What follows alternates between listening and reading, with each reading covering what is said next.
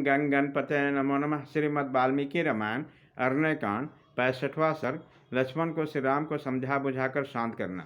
सीता हरण के शोक से पीड़ित होकर श्री राम जब उसमें संतप्त और प्रलयकाली अग्नि के समान समस्त लोगों का संहार करने के लिए उद्यत हो गए और धनुष की डोरी चढ़ाकर बार बार उसकी ओर देखने लगे तथा लंबी लंबी सांस खींचने लगे, साथ ही कल्पांत काल में रुद्रदेव की भांति समस्त संसार को दग्ध कर देने की इच्छा करने लगे, तब जिन्हें उस जिस रूप में पहले कभी नहीं देखा गया वह अत्यंत कुपित हुए श्री राम की ओर देखकर लक्ष्मण हाथ जोड़कर सूखे हुए मुंह से इस प्रकार बोले, आज आप पहले कोमल स्वभाव से युक्त जितेंद्रिय और समस्त प्राणियों के हित में तत्पर हैं। अब क्रोध के वशीभूत होकर अपने प्रकृति का स्वभाव का त्याग न करें। चंद्रमा में शोभा, सूर्य में प्रभा, वायु में गति तथा पृथ्वी में क्षमा जैसे नित्य विराजमान रहती है, उसी प्रकार आप में सर्वोत्तम यश सदा प्रकाशित होता है। आप किसी एक के अपराध से समस्त लोगों का संहार न करें।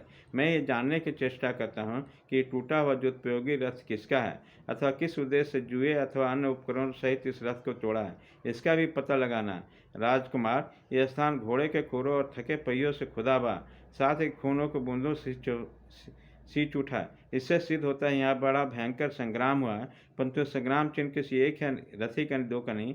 वक्ताओं में श्रेष्ठ श्री राम, मैं यहाँ किसी विशाल सेना का पश्चिम नहीं देख रहा हूँ, अतः किसी एक ही अपराध के कारण समस्त लोगों का विनाश नहीं करना चाहिए, क्योंकि राजा लोग अपराध के अनुसार ही उचित दंड देने वाले, कोमल स्वभाव वाले और शांत होते हैं। आप तो सदा ही समस्त प्राणियों को शरण देने वाले तथा उनकी परम गति है।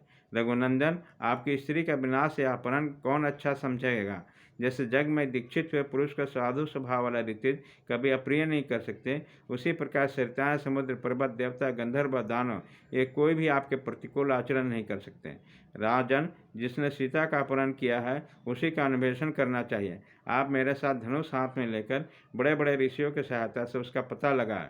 हम सब लोग एकाग्रचित होकर समुद्र को खोजेंगे, पर्वत और वनों में ढूंढेंगे, नाना प्रकार के भयंकर गुफाओं और भांति भांति के सरोवरों को छान डालेंगे तथा देवताओं और गंधर्वों के लोगों को तलाश करेंगे। जब तक अपनी पत्नी का अपहरण करने वाले दुरात्मा का पता नहीं लगा लेंगे, तब तक हम अपना प्रयत्न जारी रखेंगे। कौशल नरेश, यदि आपने शांतिपूर्वक बर्ताव से देवेश्वरगण आपकी पत्नी का पता नहीं देंगे तो उस अवसर पर अनुरूप कार्य आप कीजिएगा। नरेंद्र, यदि अच्छे शील स्वभाव, साम नीति, विनय और न्याय के अनुसार प्रयत्न करने पर भी आपको सीता का पता न मिले, तब आप स्वर्ण में पंख वाले महेंद्र के ब्रजतुल बाणों से समस्त लोगों का संहार कर डालें। इस प्रकार श्री वाल्मीकि निर्मित आर्ष रामायण आदि का अरण्यकांड में 65वां सर्ग पूरा हुआ।